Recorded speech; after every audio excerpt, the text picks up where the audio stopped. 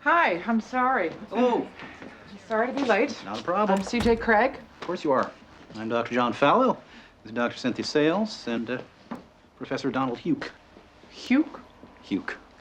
Okay, and you are the Organization of Cartographers for Social Equality. Well, we're from the OCSE. We have many members. How many? 4,300 dues-paying members. What are the dues? $20 a year for the newsletter. Let's start. Wait, I want to see this. This is Josh Lyman. Indeed you are. Josh, this is Dr. Fallow, and Hi. who's Mary Men. Yes. Should we begin? Yes.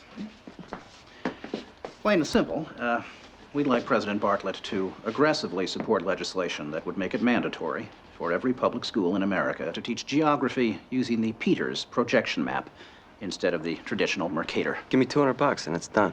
Really? No. Why are we changing maps? Because, CJ, the Mercator projection has fostered European imperialist attitudes for centuries and created an ethnic bias against the Third World. Really?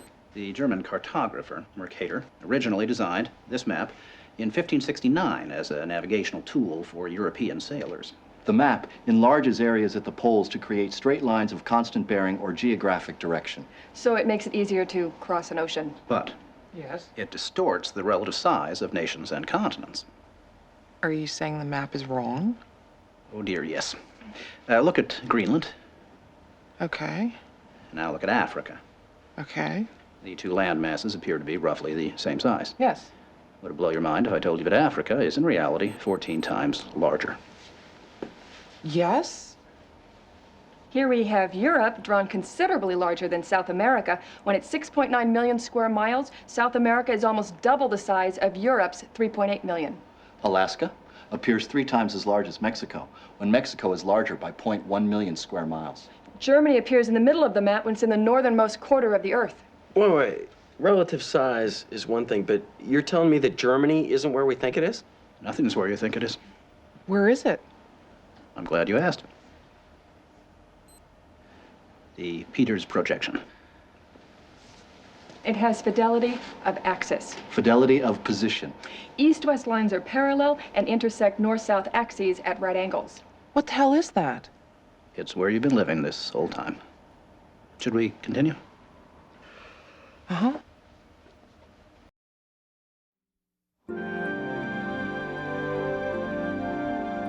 So, you're probably wondering what all of this has to do with social equality. No, I'm wondering where France really is. Guys, we want to thank you very much for coming in. Hang on, we're gonna finish this. Okay. What do maps have to do with social equality, you ask? She asked. Salvatore Natoli of the National Council for Social Studies argues, in our society, we unconsciously equate size with importance and even power.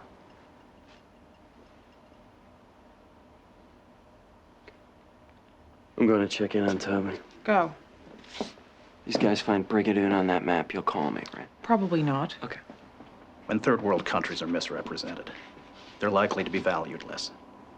When Mercator maps exaggerate the importance of Western civilization, when the top of the map is given to the Northern Hemisphere and the bottom is given to the Southern, then people will tend to adopt top and bottom attitudes.